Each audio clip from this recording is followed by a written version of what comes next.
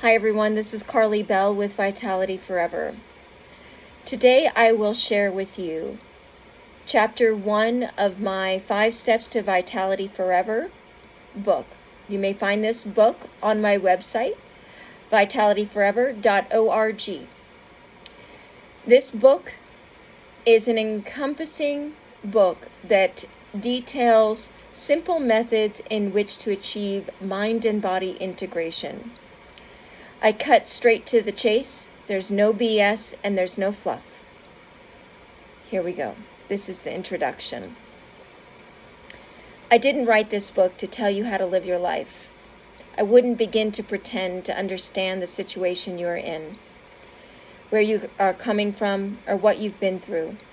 We're all on a journey of discovery, and not one of us has all the answers. We're just figuring it out as we go. Instead, the goal of this book is to share my experiences, some of which I have found to be helpful, and in the hopes that I may help you too. It is a practical resource of knowledge based upon my experience working as a wellness coach for living a prosperous life filled with vitality for the last 25 years. But living this way isn't something that can just be handed to you. It's something you have to earn, like happiness. I can show you the methods, and I hope you're willing to embark upon them. Primarily, this book is about living your best life as the best version of yourself each and every day. It's about living intentionally. For when you live intentionally every day, you'll find yourself capable of extraordinary things. Any physical limitations that have become secondary to the power within you. We live in a physical, bounded world, but we are much, much more than that. We are infinite, we are limitless, and miraculous. It is a scientific fact that our bodies and brains do not stop changing till the day we die. From overcoming disease to accomplishing your dreams, you have the power to create life on your terms, from the inside out. You are a miracle. You only need to remember that fact if you wish to do miraculous things. Somewhere along the line, the hardships of life have caused you to forget, maybe. But you can always remember again. It's never too late to shine your light on the world by being who you truly are. Over the next 5 chapters, I'm giving you a treasure map. But it's not a map for everyone. It's only a map for you. You are the only one who can reach the treasure where the map leads. Because in truth, you are the treasure. Chapter 1. Breathing. Breathing in, I calm the body and mind. Breathing out, I smile. Dwelling in the present moment, I know this is the only moment. Ancient knowledge. There's something uniquely powerful about breathing. It's our life force and the connective tissues between our spiritual and physical worlds. Breath forms the bridge between our mind, body, and soul. And it's not like we just discovered this yesterday. We humans have been practicing mindful breathing techniques for thousands of years. Mindful breathing has a rich and ancient history, deeply rooted in our religious and spiritual identities. It can be traced back thousands of years to ancient India, where Buddhist texts describe how important it was in achieving self-awareness, tranquility, and insight. In fact, it's still one of the pillars of Buddhist teachings today. Over time, mindful breathing integrated into the traditions of other countries and cultures too. In China, mindful breathing became associated with the Taoist practices, and today it's practiced all over the world. Thich Nhat Hanh, a Vietnamese Zen master and a peace activist, was one of the key figures in increasing its popularities in the West. He even developed some of his own techniques, such as the in-out breathing exercise. His teachings have helped many people find relief from the stresses of modern-day life and healed wounds at a deepest physical and emotional level. Throughout the ages, people have seen time and time again the impact of breathing techniques have on their health and vitality. In situations of chaos, we can turn to our breath to calm our physical selves and our mind. In times of peace, we can turn to our breath to connect with our deepest self. I use breathing all the time to get me through rough patches, and I teach the same to my clients. And it's not just a theory. Breathing backed by science. Just in case ancient religion and spirituality aren't your thing, this breathing stuff is backed by science too. Research has contributed to the widespread growing interest in mindful breathing because the results are clear. It works. Studies show that practice breathing has countless benefits for physical and mental health, such as reduced stress, improved focus, regulated emotions, and enhanced physiological resilience. There's a lot of recorded evidence of the positive effects of mindful breathing on physical health. Namely, it can lead to reduction in blood pressure, heart rate, and respiratory rate. It's also been associated with improved cardiovascular health and increased heart rate variability, which is an indicator of overall cardiac health and resilience. Mindful breathing has been linked to enhanced immune function, suggesting that it may have a positive impact on the body's ability to fight off infections and illness. In the realm of mental health, mindful breathing has been shown to be an effective tool for reducing symptoms of anxiety and depression. Research has demonstrated that engaging in mindful breathing exercises can decrease anxiety levels, alleviate symptoms of depression, and improve overall psychological well-being. It can also contribute to the prevention of relapse in individuals with a history of depression. And we're not done yet. Functional magnetic resonance imaging, fMRI, studies have shown that engaging in mindful breathing techniques in the brain regions associated with attention, self-awareness, and emotional regulations can see things alive and awake. These findings suggest that mindful breathing can have a positive impact on mental plasticity, helping to rewire and strengthen neural networks related to well-being and emotional resilience.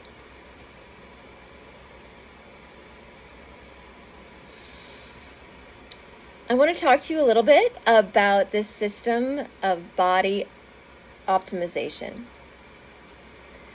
and how they're affected with breathing. When we breathe mindfully into the space we want to engage, we ignite the neurological systems of the body into movement. But not only that, we're also regulating our heart rate and our hormones. Here's some ways breathing techniques have been shown to affect the body's systems with mindful breathing. 1.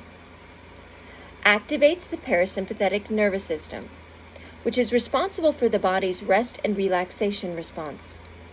When the PNS system is active, the sympathetic nervous system, SNS, becomes less active. The SNS raises the heart rate, blood pressure, and respiratory rates, diverting blood to the brain and the skeletal muscle in readiness for fight or flight. Therefore, activating the PNS leads to decreased stress hormones like cortisol, a slower heart rate, and relaxation of the muscle. That's why breathing techniques promote a sense of calm, reduced anxiety, and enhanced overall well-being.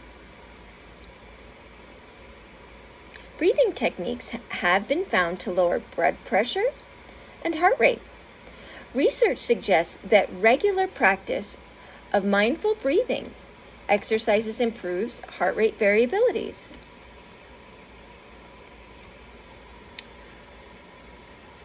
The cardiovascular system benefits and contributes to the better overall health and reduction of cardiovascular disease. Breathing techniques positively impact the respiratory system. By consciously focusing on the breath, individuals tend to take slower and deeper breaths, which can enhance lung capacity, oxygen exchange, and so much more. Mindful breathing can improve respiratory function and increase overall oxygenation of the body, leading to improved energy levels and physical well-being. It has been associated with positive effects in the immune system. Research suggests that practicing mindful techniques, including mindful breathing, can enhance immune function and strengthen the body's defense mechanism against infections and diseases. It has been shown to regulate immune response, reduce inflammation, and support overall immune health. Mindful breathing impacts the endocrine system, which is responsible for the production and regulation of hormones. Regular practice of mindful breathing has been found to reduce stress hormones, such as cortisol, and promote a balanced exchange. Talk about bang for your buck. Science has also attributed it to enhancing cognitive function as well. There has been direct link shown between nasal breathing and enhanced cognition. One study performed by scientists at the Northwest Medicine examined the electrical brain signals of 7 epilepsy patients with electrodes in their brains. They found that the steady rhythms of natural spontaneous breathing are in sync with slow electrical rhythms in our brains, the smell region, the olfactory region. They also observed that these fast electrical rhythms in the amygdala and the hippocampus became stronger during nasal inhalations. One way to understand these results is to think of the system as an orchestra. Our nasal breathing is the grand conductor, setting the tempo for the slow playing of smell regions in the brain, while weaving in the faster rhythms of the emotion and memory regions.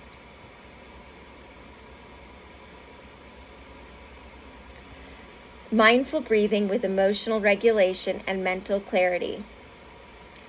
We've all been told at one time or another to take a deep breath, but science is showing us that we may have to adjust to that adage.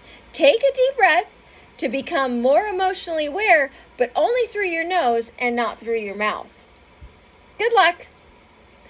Most of us know that one of the keys to living a life full of vitality is by having strong relationships. But what's often less recognized is the fact that the key to those types of relationships is emotional maturity.